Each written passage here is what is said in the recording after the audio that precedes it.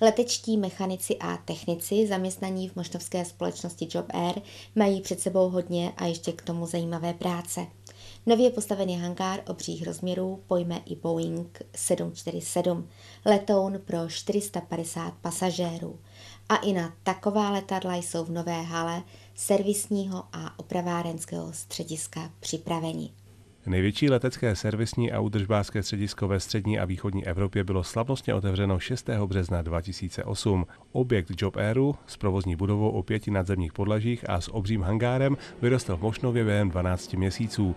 Stavba stála přes miliardu korun. Společnost Job Air z holdingu Geofin působí v Mošnově 15 let. V podstatě jsme se zabývali opravama letadel taky, sice menších letadel. Začínali jsme s letadlem L410 pro 19 lidí, pak Saab 340, no a teď, jak vidíte, ty letadla budou trochu větší.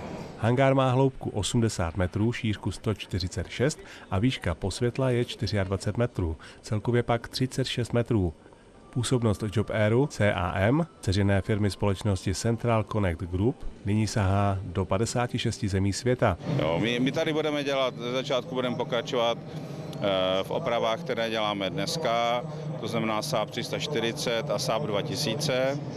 Tady v této oblasti jsme renomovaným opravcem pro výrobce a během měsíce dvou začneme dělat Boeingy 737, novou generaci, a koncem tohoto roku bychom měli začít dělat Boeingy 757, což jsou letadla už velká, zhruba pro 250 lidí. Do haly se bez problému vejde i stroj Jumbo Jet Boeing 747.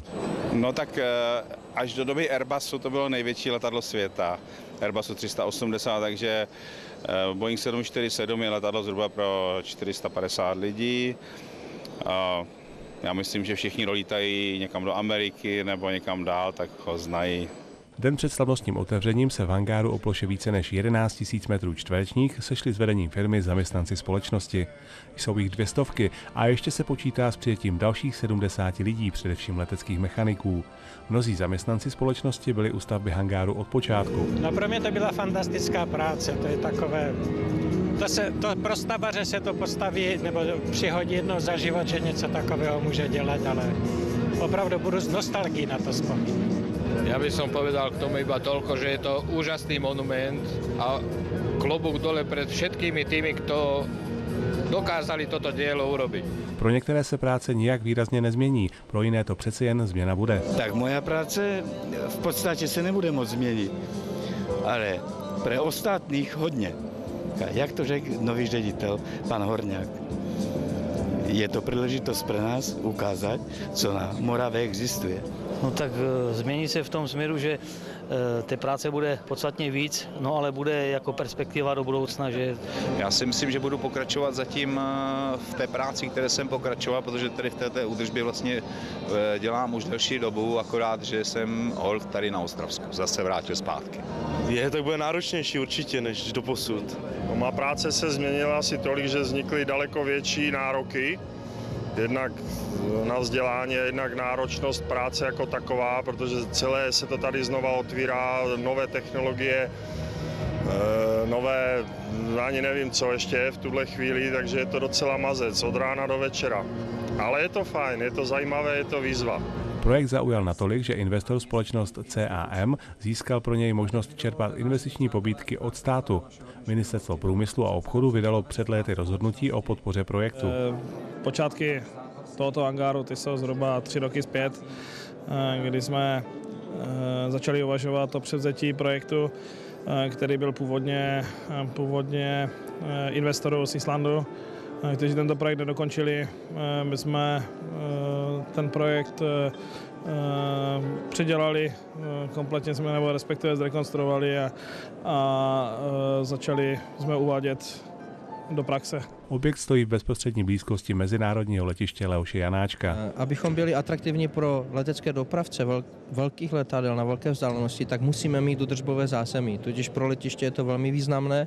A co se dá k tomu snad ještě říct, že není možná činnost údržbového centra bez letiště a na druhou stranu letiště takové velikosti, jako je Ostrava, bez údržbového centra je taky velmi limitováno ve svých činnostech. To znamená, je to velmi dobré a je to systémově krok, který letišti velmi pomůže. 6. března 2008 byl hangár slavnostně otevřen a provoz v něm oficiálně zahájen. To znamená, pro mě je toto naplnění určitého snu, na kterém jsem se spolupodílel, protože jsem o tom byl informován od začátku a minimálně v těch vizionářských plánech Regvis 2005 a podobně, které jsme tvořili v 90. letech v Ostravě na agentuře pro regionální rozvoj. Takže pro mě to je úžasná věc, i když bych si přál, aby přišla dřív, tak je to přesně naplnění toho, kudy mají tento region, kudy mají toto letiště a kromě toho, že přináší místa, tak samozřejmě v rámci té filozofie sněhové koule na sebe nabalí další aktivity a pro toto letiště je to do budoucna i pro ten mikroregion a pro celý region je to strašně důležité. Ale je to poskytování velmi sofistikovaných služeb, vyžadující kvalifikovanou pracovní sílu, umožňující další rozvoj regionu, rozvoj školství a tedy. Takže z tohoto pohledu, pokud tato investice bude úspěšná, to znamená, že skutečně tady budou stát ta velká letadla jedno za druhým, budou se opravovat, tak to přinese nepochybně jako hodně pozitivních věcí, jak do regionu, řekněme, Mošnova, přilehlých vesnic, tak i celého kraje.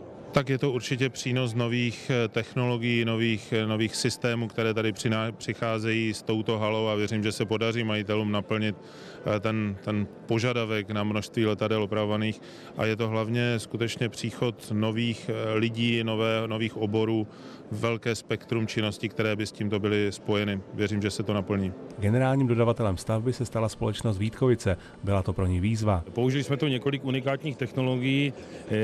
Zmínit se dá to, že je to vlastně unikátní řešení z pohledu nosností té střešní konstrukce a samozřejmě unikátní byla taky montáž, protože zatím se v republice použili jenom ve výjimečných případech ta skutečnost, že se všechno montuje dole a potom se to vyváží vlastně z vedáky nahoru. Servisní centrum Job Airu zaměřené na údržbu, renovaci a modernizaci letadel má s otevřením nové haly ty nejlepší předpoklady k dalšímu rozvoji.